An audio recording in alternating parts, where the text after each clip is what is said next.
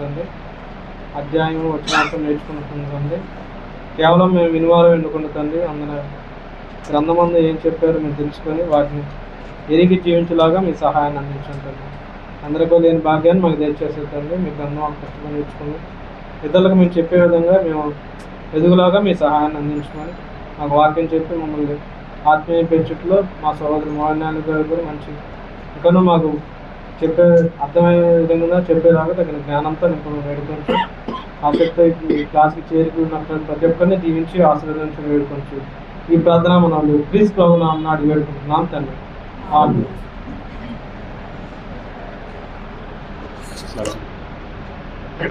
దేవుని వాక్యాన్ని మనకు అందించవలసిగా సహోదరుడు మోహన్ గారిని కోరుతున్నాం.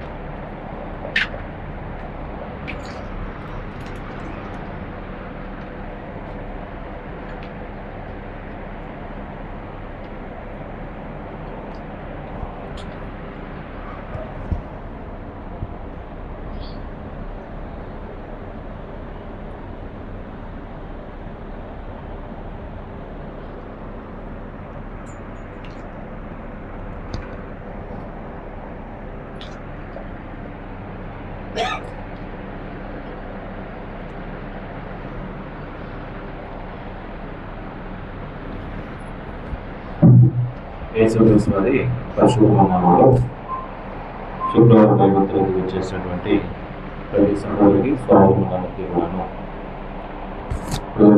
తెలియపరుస్తున్నాం. ఈ తరగతిలో మనం పౌలు రాసిన పత్రికలో నుంచి రోమిలకు రాసిన పత్రిక చదువుతూ ఉన్నాం. 4 అధ్యాయాలు చదువుకున్నాం.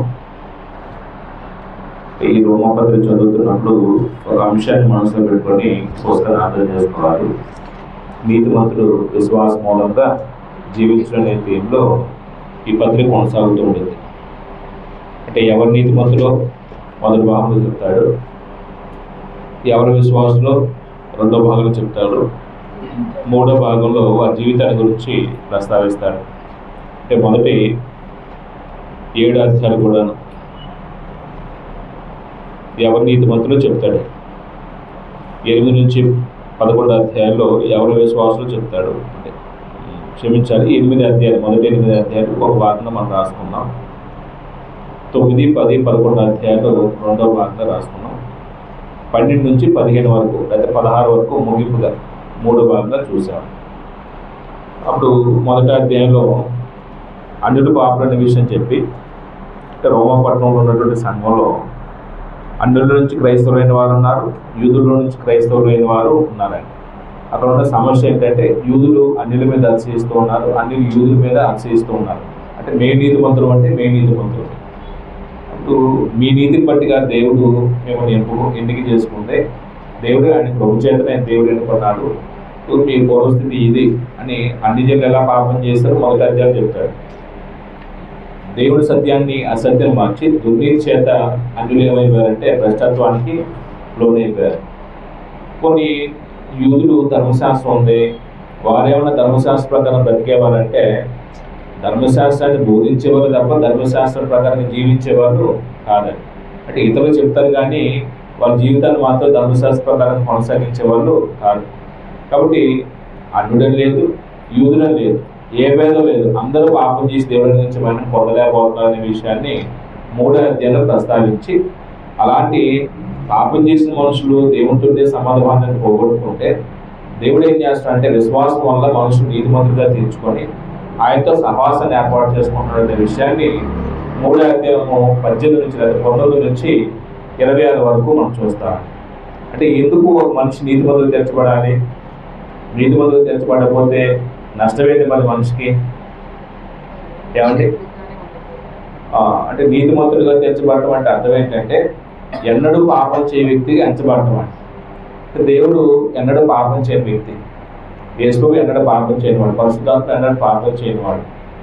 దేవుడితో మనం సహవాసం చేయాలంటే పాపంలో కొనసాగే వ్యక్తి దేవుడితో సహవాసం చేయలేడే. ఈ పాపి దేవుడితో సహవాసం చేయలేడు కాబట్టి దేవుడితో సహవాసం కలిగి ఉన్న వ్యక్తి దేవుని కుమారుడిగా బ్రతకడానికి దేవుడు ఇచ్చినటువంటి గొప్ప భాగ్యం ఏంటంటే ఆయనతో సహవాసం ఏర్పాటు చేస్తాడే. మరి ఎవరు ఆయనతో సహవాసం చేస్తారంటే పరిశుద్ధులే ఆయనతో సహవాసం చేయగలరు, పాపులు ఆయనతో సహవాసం చేయలేరు. దేవుడు ఏం చేస్తున్నాడంటే ఈ పాపిని పరిశుద్ధుడిగా చేసుకొని ఆయనతో సహవాసం ఏర్పాటు చేసుకుంటున్నాడు. ఆయనతో సహవాసం చేయడం వల్ల మనకి లాభము ఏంటంటే, ఆయనతో మనం సహవాసం చేయడం వల్ల మనకి ఏంటంటే లాభం ఏంటంటే, లోకంలో చాలా మంది ఉన్నారు దేవుడితో సహవాసం లేకుండా, దేవుడితో సంబంధం లేకుండా బ్రతికే వాళ్ళు లేరా? 3 పూటలు తినేవాళ్ళు లేరా? 3-4 స్టేజ్లు కట్టుకునే వాళ్ళు లేరా? దేవుడితో సంబంధం లేకుండా లగ్జరీగా బ్రతికే వాళ్ళు లేరా? ఉన్నారా?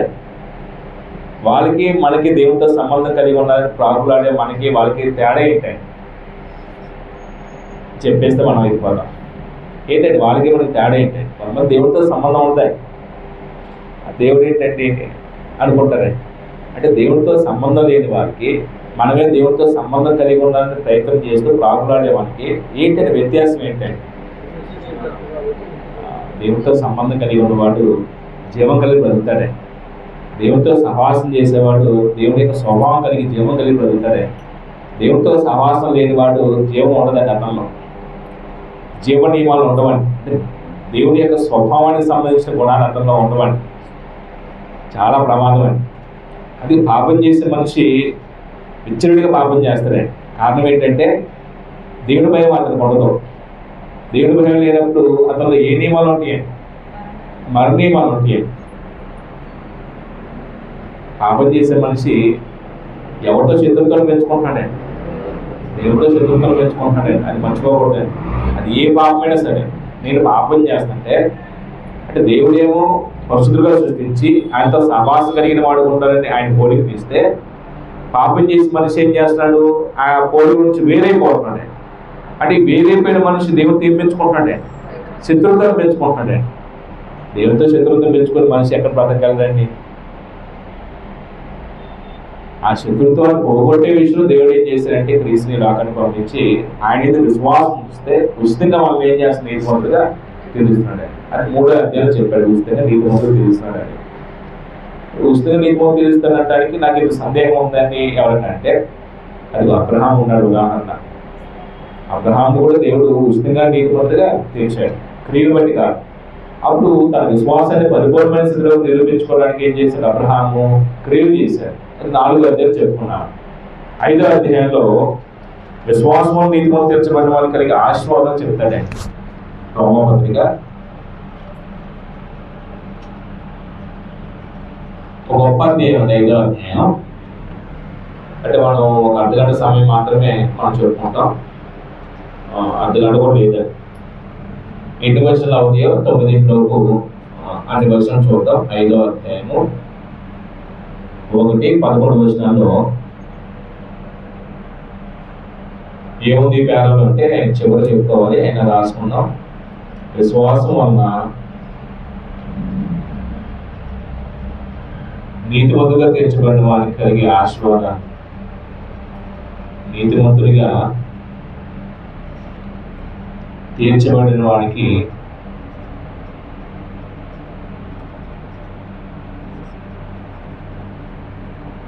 కలుగు ఆశీర్వాదాలు.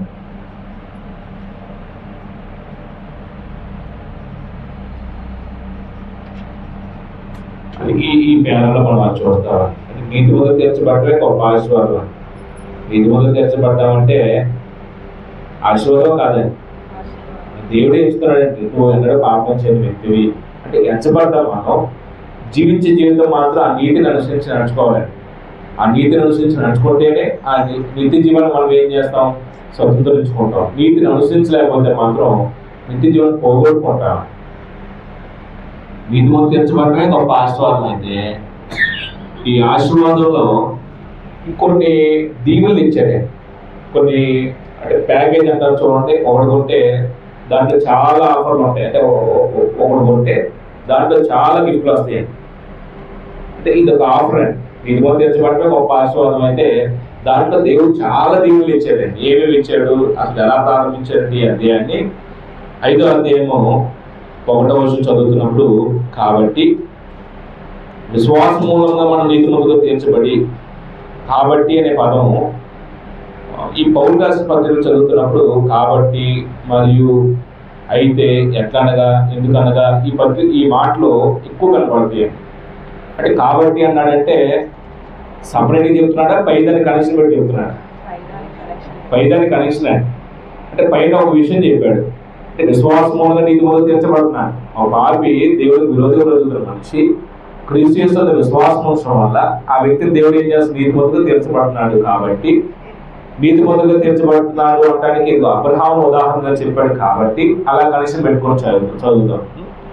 విశ్వాసం నీతిమంతులు తీర్చబడ్డారు కాబట్టి, అయితే నీతిమంతులుగా తీర్చబడటానికి అబ్రహాములో ఉదాహరణగా చెప్పాడు. కాబట్టి విశ్వాసము మూలమున మనము నీతిమంతులుగా తీర్చబడి మన ప్రభుని యేసుక్రీస్తు ద్వారా దేవునితో సమాధానం కలిగి ఉందము.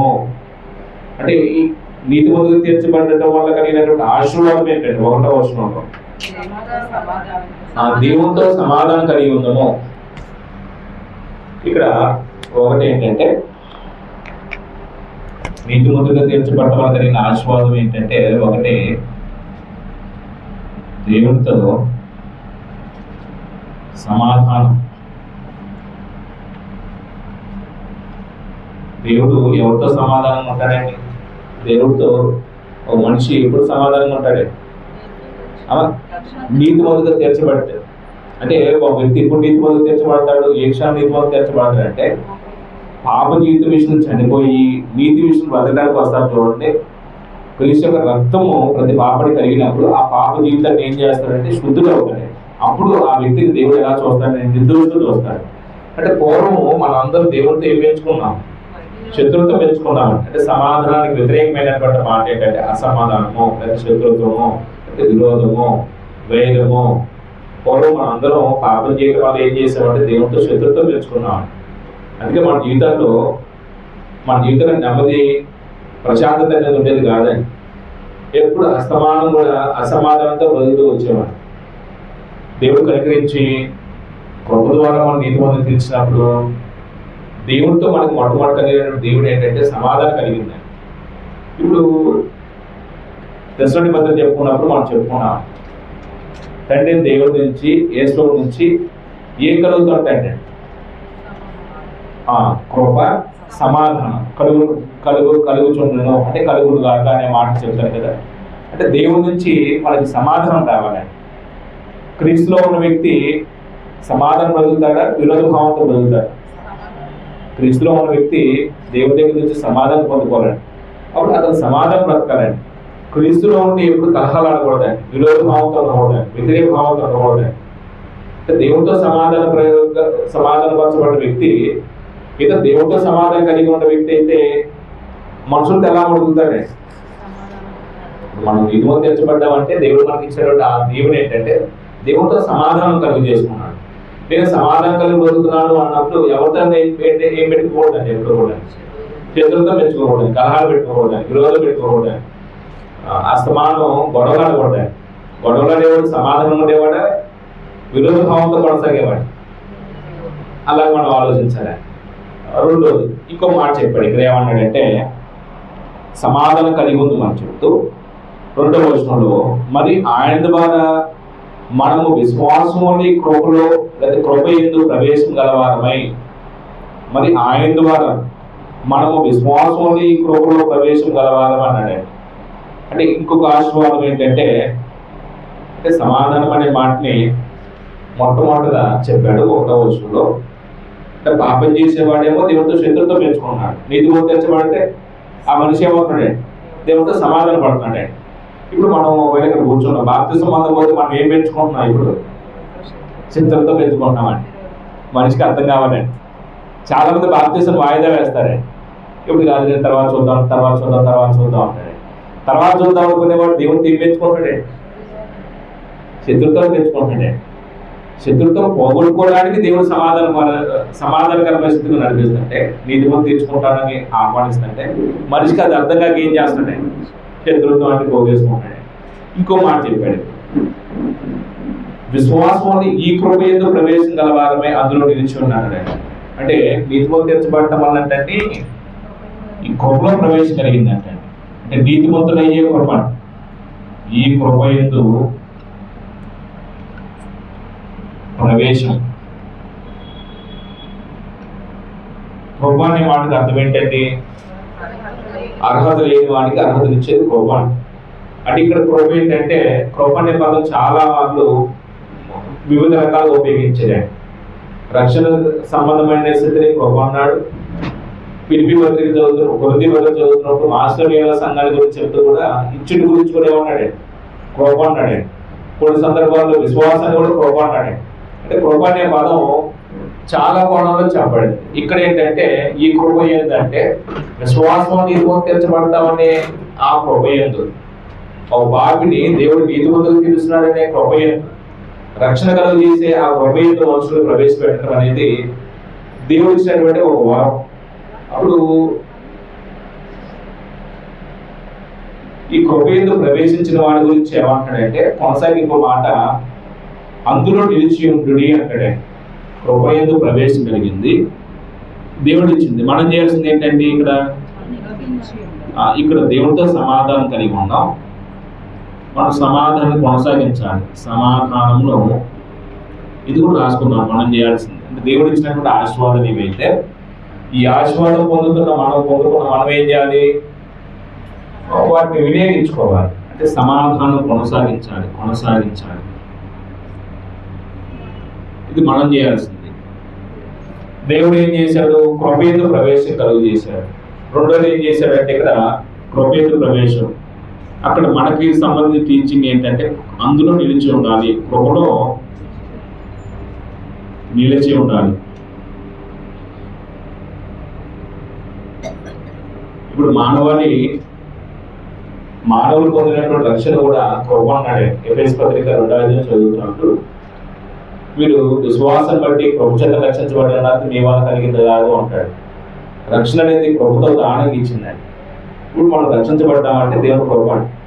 ఇప్పుడు రక్షణలో నిలిచున్న వాళ్ళు ఉంటున్నారా? రక్షణ నుంచి తొలగి వాళ్ళు ఎక్కువైపోయారు ప్రస్తుతం అమ్మా. రక్షణలో నిలిచున్న వాళ్ళకంటే తొలగి వాళ్ళు ఎక్కువ ఉంటున్నారండి. అంటే రక్షణ నిలిచి ఉండడం అనేది దేవుడి కుమారుడిగా తన జీవితాన్ని మరణం వరకు నమ్మకం కొనసాగించేవాడు. అలా కాకుండా ఊగిసలాడుతుంటాడు చూడండి, అటు ఇటు అస్థిరంగా ఉంటాడు చూడండి, వాళ్ళు నిలిచేవారు కాదండి. ప్రస్తుతం దేవుడి కృపతో మనుషులు ఆడుకునే వాళ్ళు ఎక్కువ మంది ఉన్నారండి. దేవుడి కృప ఎంతగా చేయొద్దు అంటాడు.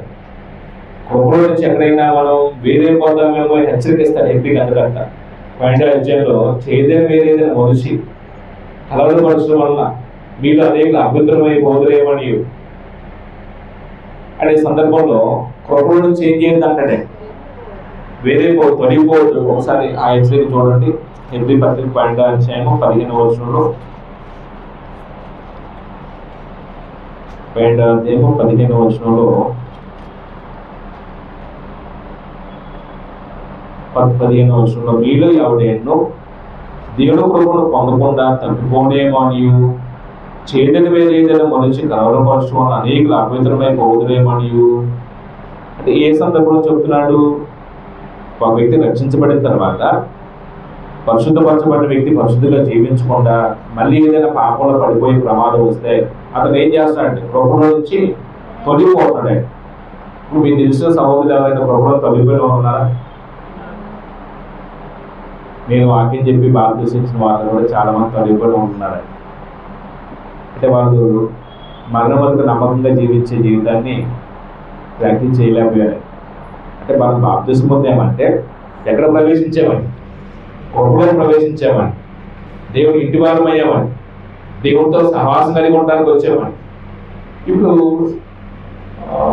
దేవునితో అన్యోన్య సహవాసం కలిగి ఆ కృపలో నిలిచి ఉండి దేవుడు వాగ్దానం చేసిందని పొందుకునేంత వరకు శోభప్రదమైన నిరీక్షతో కొనసాగాలి. అంటే కొంతమంది నిలకడగా లేరండి, వెనక్కి తిరిగి ఏమవుతారు, కొంతమంది వెళ్ళిపోతున్నారండి, కొంతమంది అవకాశంలో పడిపోయారు, కొంతమంది ధనాపేక్షలో పడిపోయారు, కొంతమంది కొన్ని వ్యామోహంలో పడిపోయారు, కొంతమంది చెడు అలవాట్లో పడిపోయారు.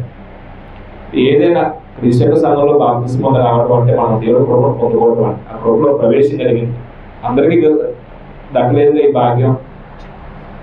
ఒకవేళ మన ఇంటి వారిలో మన కుటుంబ సభ్యులు ఒకసారి ఆలోచన చేస్తే మన ఇంటి పేరెంటోళ్ళు కానీ మన బంధువులు కానీ ఎంతమంది ఉన్నారు క్రిస్టియన్ సంఘంలో? కేవలం ఆయన కృపను బట్టే మనల్ని ఎక్కడ నడిపించాడంటే క్రీస్తులో నడిపించాడు, ఆయన సంఘంలో నడిపించాడు.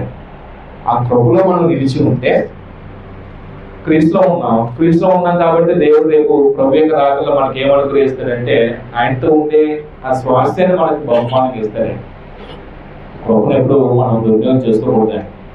అది నేనైనా మీరైనా సరే కృపతో ఆడుకోకూడదండి. ఎప్పుడు కూడా మన దేవుని కుమారులు అవడానికి అర్హుడు కాదండి. అయినా మన దేవుడు ఏం చేశాడండి, ఉచితంగా కుమారులుగా స్వీకరించాడండి.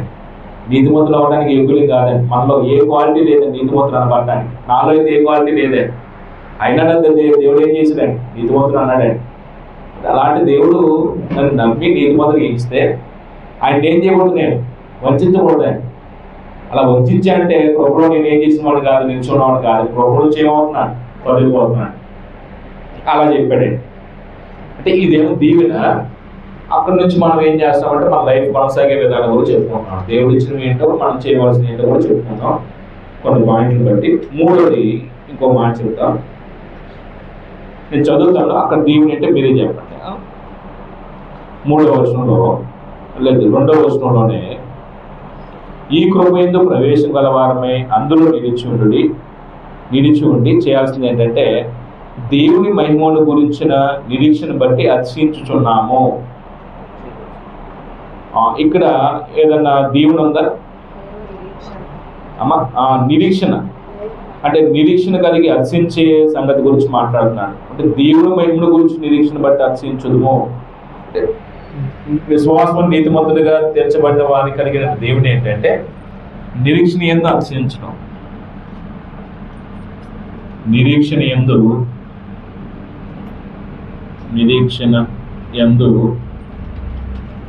అంటే నిరీక్షణ అయితే ఫుల్గా నేను ఆ వచనం మొత్తం రాస్తున్నాను. నిరీక్షణ యందు అతిశయించడం.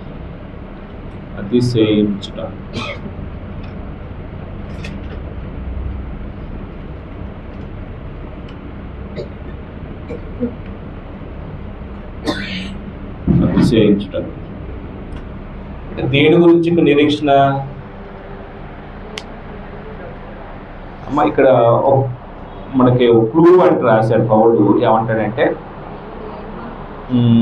దేవుడి మహిమను గురించిన నిరీక్షణ బట్టి అంటాడే. అంటే మహిమ అనే పదము ఎలా ఉపయోగించబడింది బైబిల్లో? మహిమ అనేది జనరల్గా మనం అర్థం చేసుకుంటే ఇంగ్లీష్లో గ్లోరీ అంటాడే. అంటే ఒక తేజోమానమైనటువంటి స్థితిని మహిమ అంటాం. అంటే దేవుడు మహిమాస్వరూపి, ఆయన ప్రత్యక్షత మహిమాస్వరూపం ప్రత్యక్షమైనప్పుడు ఎవరు చూడలేని తేజో మహిమ కలిగిన వాడండి ఆయన. అంటే ఇప్పుడు దేవుడిచ్చే మహిమ ఏంటండి మానవులకి?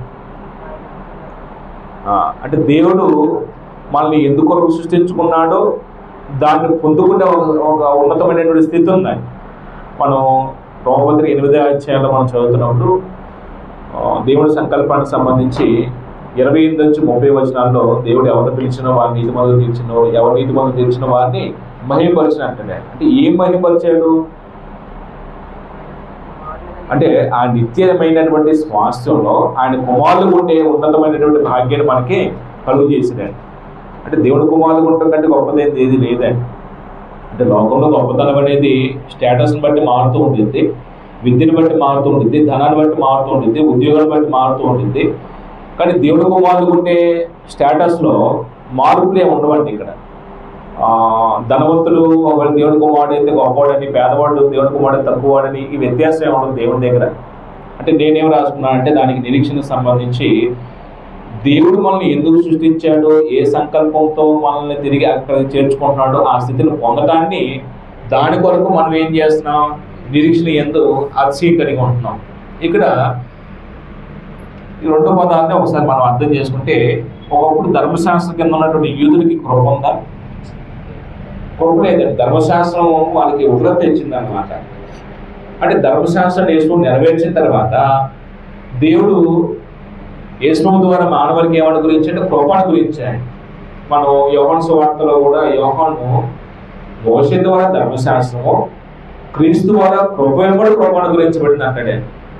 మోషే ద్వారా ధర్మశాస్త్రం దేవుడు అనుగ్రహించాడు, యేసు ద్వారా దేవుడు ఏమిచ్చాడు? కృప అన్నాడే. అంటే కృపే దేవుని అయితే అది అన్లిమిటెడ్ అండి.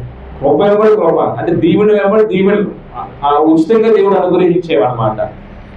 నిరీక్షణ ఒకప్పుడు లోకంలో ఉన్నప్పుడు మనకి నిరీక్షణ లేదండి. దేవుడు దోషులుగా ఉన్నప్పుడు మన మనసాక్షి మన మీద దోషంతో దేవుడితో శత్రుత్వాన్ని కలిగి దోషభరితమైన జీవితం జీవించాం తప్ప దేవుడి దగ్గర నుంచి మనం ఏ ప్రతిఫలం పొందుకుంటామనే సంప్రదాయం నిరీక్షణ ఉందా? ఏదైనా నిరీక్షణ ఉందా? ఒకప్పుడు లోకంలో ఉన్నప్పుడు ఏమి నిరీక్షణ లేదండి. నిరీక్షణ లేని జీవితాలండి మనకి. అయితే క్రీస్తులోకి వచ్చిన తర్వాత నీతిమంతులు తీర్చబడిన తర్వాత మనకు నిరీక్షణ కలుగు చేసిన దేవుడు.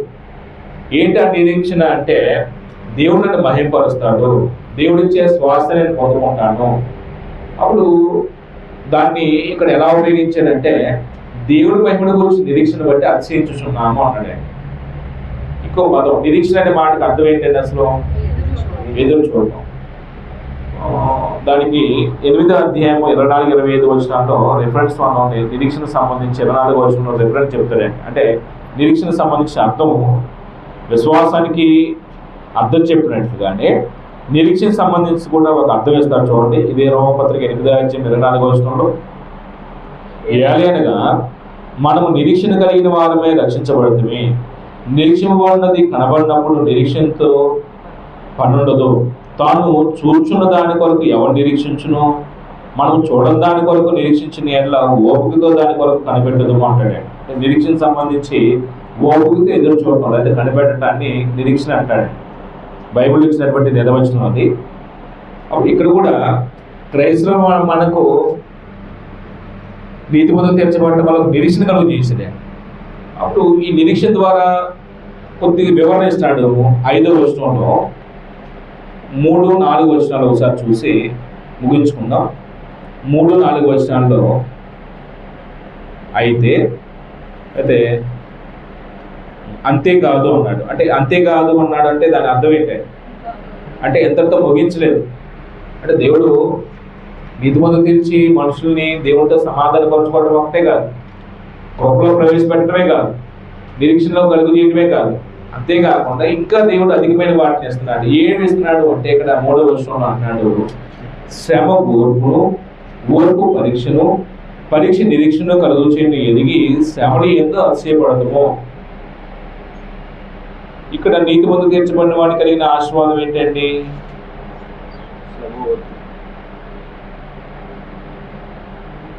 ఈ భాగంలో 3-4 వచనాల్లో చెప్పేస్తే మనం ముగించుకుందాం. శ్రమని ఎంతో అతిశయమండి. అప్పుడు ఆ శ్రమలకు సంబంధించి ముందు కొన్ని పదాలు చెప్పాడు. శ్రమ ఓర్పు, ఓర్పు పరీక్షను, పరీక్ష నిరీక్షణ కలుగు చేయని ఎరిగి ఆ శ్రమని ఎందు ఏం చేస్తాడు? అతిశయించడము. అంటే నీతిమంతులుగా తీర్చబడిన వ్యక్తి శ్రమల యందు ఏం చేస్తాడంటే అతిశయిస్తాడండి. శ్రమల యందు అతిశయిస్తాడు, అతిశయించును.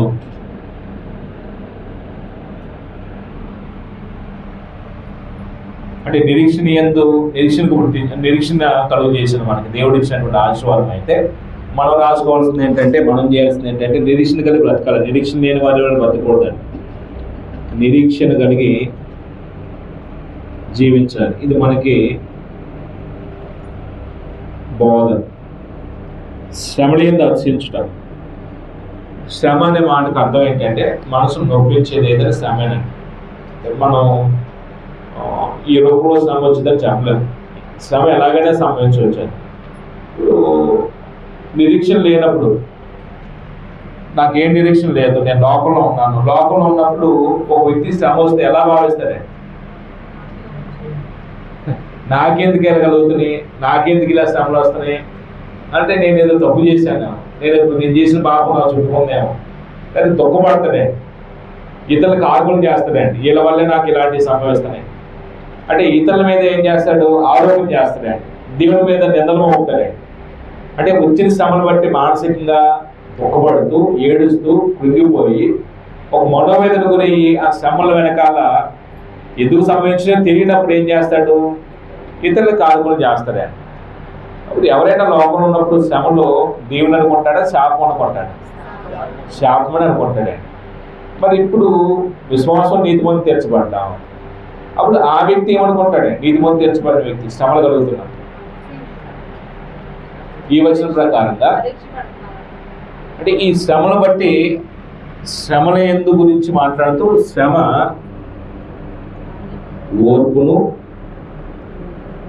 ఓర్పు పరీక్షను, ఈ పరీక్ష నిరీక్షణను, ఈ నిరీక్షణ అనే మాటకి శీలం అన్నాడండి. క్యారెక్టర్ శీలం అనే పదం గుణశీలత, క్యారెక్టర్. ఇప్పుడు లోపల ఉన్న వ్యక్తి శ్రమ వచ్చినప్పుడేమో దుఃఖపడతాడు, మనోవేదన గురవుతాడు, ఇతను దూషిస్తాడు, దేవుని దూషిస్తాడు, ఏడుస్తూ కూర్చుంటాడండి. అప్పుడు నీతిమంతు తీర్చబడిన వ్యక్తి శ్రమ కలిగితే ఏమనుకుంటాడండి, అంటే దేవుడు నాకు ఈ శ్రమను తెచ్చే కారణం ఏంటంటే నాలో ఇంకా ఓర్పు పెంచుకోవాలి. ఓర్పు అనేది సహనానికి సంబంధించింది. అంటే నేను ఓర్చుకోవడానికి దేవుడు నాకు ఈ శ్రమను తెచ్చాడు అనుకుంటామండి. మనం అనుకోమండి, మనం ఇంకా స్థాయికి అంటే మనం నేను అనుకున్నమాట, నేను ఆ స్థాయికి రాలేదండి. అంటే దేవుడు నాలో ఓర్పును పెంచడానికే వాళ్ళ వల్ల ఈ బాధ కలుగు చేస్తున్నాడు, ఇలాంటి మాటలు అనిపిస్తున్నాడు, లేకపోతే ఇలాగ నా మీద వ్యతిరేకంగా మాట్లాడేస్తున్నాడు, లేకపోతే ఇలాంటి శ్రమ అనుమతించాడు వాళ్ళ వల్ల. మనం నేను అనుకోను. అంటే నేను హ్యూమన్ మెంటాలిటీ ఏంటంటే నాకెందుకు ఇలా జరుగుతుంది, నాకెందుకు ఇలాంటి బాధలు వస్తున్నాయి, నేను తప్పు చేయట్లేదు కదా, నేను నీతిగా బ్రతుకుతున్నాను కదా, ఎవరికి ఏం మోసం చేయట్లేదు కదా, అయినా సరే దేవుడు ఎందుకు నాకు ఇలాంటి పరిస్థితి అనుమతిస్తున్నాడు. అంటే మనలో ఏదో క్యారెక్టర్ డెవలప్ చేసుకోవడానికి ఈ శ్రమను అనుమతిస్తున్నాడు అండి. అంటే శ్రమలో మన వ్యక్తిత్వం బయటపడుతుంది. శ్రమ వచ్చినప్పుడు అప్పుడు మనం ఓర్చుకుంటున్నాం లేదనేది ఎప్పుడు తెలిసింది, మనలో ఓర్పు ఉందా లేదని ఎప్పుడు తెలిసింది, శ్రమ వచ్చినప్పుడు. ఇప్పుడు ఉదాహరణకి యేసుకి నమ్మించి ఒక ఆయన ద్రోహం చేశాడు. ఎవరండి ఆయన? ఎంత శ్రమ అండి అది, నమ్మక ద్రోహం చేయడం అనేది ఎంత శ్రమ అండి అది, గుండెలు పగిలిపోతాయి. అప్పటి వరకు నమ్మించి ప్రియంగా చూసి ఆయన పెట్టింది ఆయన ఇచ్చిన ద్రాక్షరసం తాగి ఆయన చేత మేలు పొందినటువంటి వ్యక్తి ఒక్కసారిగా తిరుగుబాటు చేసేసి ద్రోహం చేస్తే గుండెలు పగిలిపోతాయి. అంటే యేసు తెలుసు, అయినప్పటికీ నమ్మక ద్రోహం చేసిన వ్యక్తితో కూడా ఎటువంటి మనసులో అక్కస్ లేదండి యేసులో. ఇప్పుడు మనకు తెలియకపోవచ్చు. ఇప్పుడు కొన్ని సందర్భాల్లో విశ్వాసం పెరుగుతారు, కుటుంబంలో పరిశుద్ధంగా ఉంటారు కొంతమంది, కానీ ఇంట్లో వాళ్ళు కొన్ని సందర్భాలు ద్రోహం చేస్తారండి. ఎందుకు ఆ ద్రోహానికి కావాలని అనుమతించాడు దేవుడు? కొన్ని కుటుంబాలు ఉంటాయండి. ఇప్పుడు భార్య విశ్వాసం ఉండిద్దండి, భర్త విశ్వాసం కూడా నటించి భార్యకి ఏం చేస్తే ద్రోహం చేస్తాడే. ద్రోహం చేయడం తప్పు, కానీ అతను చేస్తాడు. మరి దేవుడు ఎందుకు అనుమతించాడే? ఎందుకు అనుమతించాడే? అంటే మనలో ఏదో డెవలప్ చేయడానికి దేవుడు ఈ పరిస్థితి అనుమతిస్తాడు, మనకు తెలియదండి. అది ఆ ద్రోహమే చూస్తాం తప్ప ఆ ద్రోహం చేసేవాడిని కూడా యేసు ఏం చేసాడే? క్షమించి అతని కొరకు కూడా ప్రాణం పెట్టాడే. అంటే మనలో యేసు యొక్క తత్వాన్ని అలవరచడానికి దేవుడు ఏమనుమతిస్తున్నాడంటే ఇలాంటి నిందలు కానీ, ద్రోహ చర్యలు కానీ, లేకపోతే అవమానాలు కానీ, ఏదన్నా బాధలు కానీ దేవుడు ఏం చేస్తాడు? శ్రమలోకంలో అనుమతిస్తాడండి. అంటే దేవుడు డైరెక్ట్గా శ్రమలో పెట్టడం ఎవరిని, దేవుడు ఎవరిని శోధించడం, ఎవరిని ఆయన శోధించబడ్డాడు, వ్యక్తిత్వం అది కాదు. కానీ మనలో వ్యక్తిత్వాన్ని డెవలప్ చేయడానికి, మనలో ఉన్నటువంటి విశ్వాసంలో ఉన్నటువంటి గుణశీలతను అభివృద్ధి చేయడానికి దేవుడు ఏం చేస్తాడంటే శ్రమ పెడతాడే. ఆ శ్రమ వచ్చినప్పుడు ఒక విశ్వాసం మనం ఏమనుకోవాలంటే నాలో ఓర్పు పెరగాలి, ఈ ఓర్పు పరీక్ష నిలిచి ఉండాలి. అప్పుడు దేవుడు పరీక్షించాడు, పరీక్ష నేనేమవ్వాలి? పడిపోకూడదు. అప్పుడు పడిపోకుండా ఉంటే ఒక నిరీక్షణతో ఉన్నాను, అప్పుడు నాలో ఏం పెరుగుతుంది? ఒక క్యారెక్టర్ పెరుగుతుంది. ఎవరి క్యారెక్టర్ డెవలప్ అవుతుందని? యేసు క్యారెక్టర్ డెవలప్ అవుతుంది. అంటే శ్రమల వెనకాలే ఇంత అంటే ఇంతలాగా ఆలోచించి మనం నిలబడే పరిస్థితి ఏదైతే ప్రస్తుతం. ప్రతి చిన్న సమస్యకి, చిన్న శ్రమకి, చిన్న ఏదైనా కష్టం వచ్చినా సరే మనం ఏం చేస్తామంటే డీలా పడిపోతున్నాం. ఒక విశ్వాసగా ఆలోచించి నిలబడే పరిస్థితి లేదు. ఒక అవిశ్వాసగా ఆలోచించి శ్రమంలో ఏమవుతున్నాం అంటే పరీక్షలో ఫెయిల్ అయిపోతున్నాం అన్న మాట చెప్పాలని. ఇక్కడ ఏమంటాడంటే శ్రమని అలసించు అంటాడండి, నిరీక్షణ అలసించు అంటాడు. అతిశయం అంటే మాట ఎలాగ అర్థం చేసుకోవాలి మనము? అతిశయం అంటే రెండు మంచిగా ఉపయోగించాడు, అతిశయం అనేది చెడుగా ఉపయోగించాడు. చెడుకి ఏమో గర్వం అంటే గర్వించడానికి సంబంధించి కాదు ఈ మాట, గర్వం ఉండకూడదు.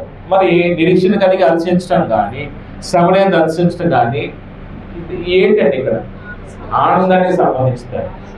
అంటే అలాంటి పరిస్థితి వచ్చినప్పుడు మనం నిబ్బరం కలిగి ఆనందం ఉండాలి తప్ప మనం ఏం చేయకూడదు, డీలా పడిపోకూడదు. శ్రమ వచ్చినప్పుడు మానసికంగా చాలా మంది మనందరి పరిస్థితి ముందుకుపోతున్నాం. కానీ ఒక విశ్వాసంగా ఈ వచనం ప్రకారంగా నువ్వు నీతి మొదలు తెచ్చబడితే శ్రమలు ఏం చేయాలి? ఓడ్చుకోవాలి. ఆ ఓడ్పు పరీక్ష కొట్టిస్తాడు. ఆ పరీక్షలు మనం నిలిచి ఉండాలి. ఆ నిలిచి ఉంటే మనం ఒక నిరీక్షణ ప్రతిదిన వారం ఆ నిరీక్షణలో మనల్ని ఏం పెంచుతుందంటే ఒక క్యారెక్టర్ డెవలప్ చేస్తాను. ఏ క్యారెక్టర్ మనలో డెవలప్ అవ్వాలి అంటే బాప్తిస్మం పొందిన తర్వాత మనం ఇక్కడ గుడి క్రీస్తుల సారూప్యత చెప్పుకుంటాం కదండి. ఎప్పుడు వచ్చింది క్రీస్తుల సారూప్యత? మనకి ఏ శ్రమ రాకుండా వచ్చిందా క్రీస్తుల సారూప్యత? మనకి ఏ కష్టం రాకుండా వచ్చిందా? మన ఎవరు పల్లెంతో మాట అనకుండా ఉంటా వచ్చిందా? మనం ఏమో నన్ను నిష్కారణంగా అంటున్నారు, నేను ఎంతపడేదండి అంటామని, నన్నే అంటున్నారండి అంటామని, నాకే చెప్తున్నారు, నన్నే అనుమానిస్తున్నారు అంటామని, నన్నే బాధపడుతున్నారు అంటామని. అంటే మనం ఈ బాధలో ఈ శ్రమల వెనకాల మనలో ఉన్నటువంటి వ్యక్తిత్వాన్ని పేతురు అన్నట్టుగా నశించిపోయే బంగారమే అగ్ని చేత ఏం చేయబడుతుంది? కాలి శుద్ధి చేయబడుతుంది కదా. దానికంటే మూలమైంది కదా మీ విశ్వాసం.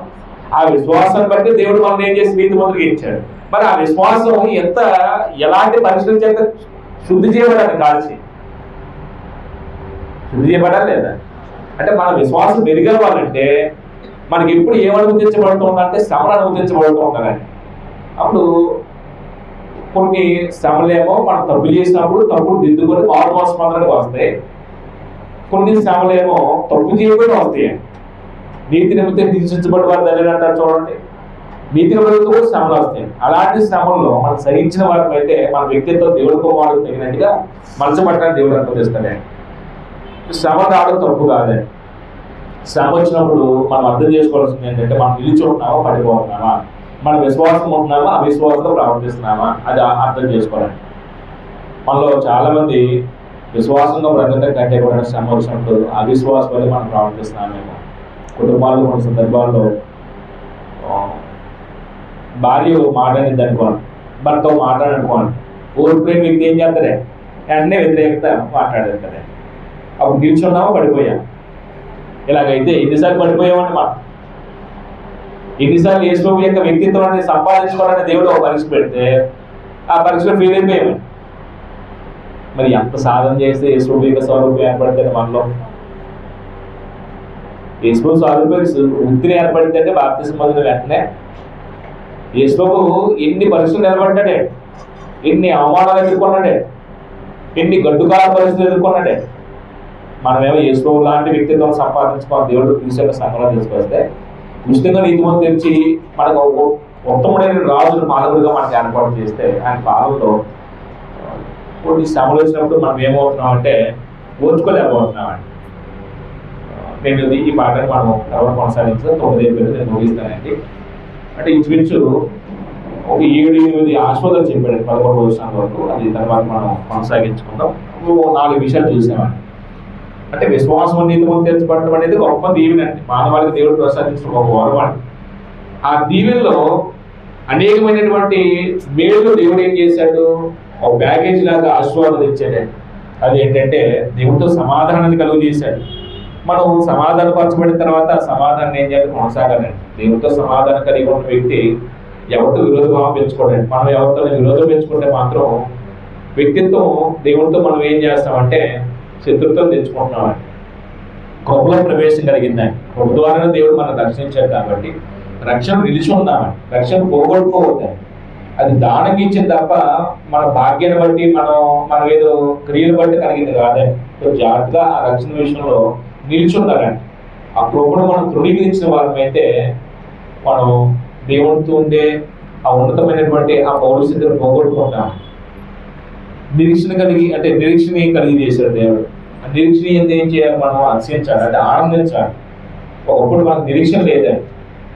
ఏ కోణంలో చూసినా దేవునితో విరోధమే కనబడుతుంది. మనసాక్షి దోషరూపంతో పాపపు ప్రభావం చేత న్యూనత భావంతో బ్రతికిన దేవుని సంధిలో ఎటువంటి ఆత్మసంలో ఆనందం లేకుండా, కానీ నీతిమంతులు తీర్చబడటం వల్ల మాత్రం లోకం లేని వారికి, అంటే లోకంలో నుంచి మనం ప్రత్యేకించిన తర్వాత నిరీక్షణ కలుగు చేశాడు మన దేవుడు.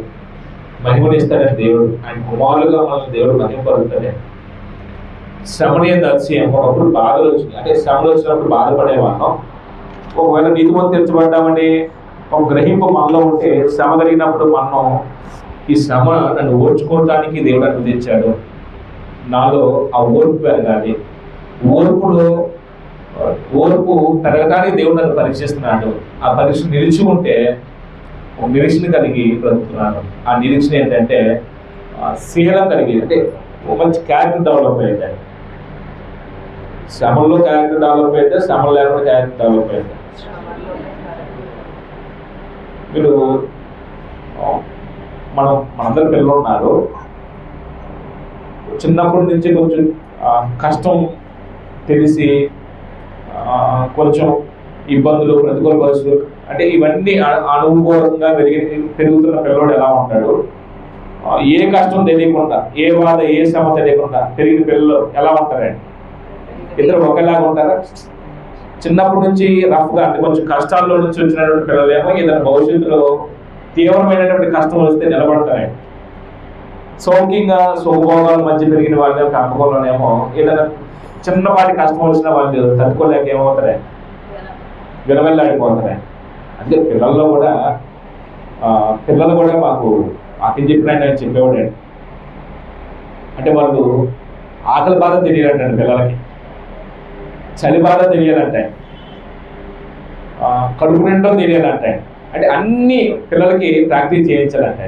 అంటే మనమేమో కొంచెం కష్టమైన అమ్మో తలనిల్లిపోతాం. అంటే వాళ్ళ భవిష్యత్తులో ఒకవేళ కష్టం అనేది తెలియకుండా వాళ్ళు పెంచితే వాళ్ళ జీవితం ఏదైనా శ్రమ వచ్చినప్పుడు జీవితం ఏం అర్థం కాక కొన్ని సందర్భాల్లో చచ్చిపోవడానికి కూడా వెనకాడంటే అలాంటి పరిస్థితి. శ్రమ ఒక విశ్వాసకేమో మేలు అనుకుంటాడే. ఎందుకంటే నాలో శీలాడ పెంచుకోవడానికి దేవుడు నాకు అనుమతించాడు. అవిశ్వాసం అయితే ఏమనుకుంటాడంటే అది శాపంగా భావిస్తాడే. మీ అందరికి మనాలు తెలియపరుస్తూ నేను ముగిస్తున్నాను.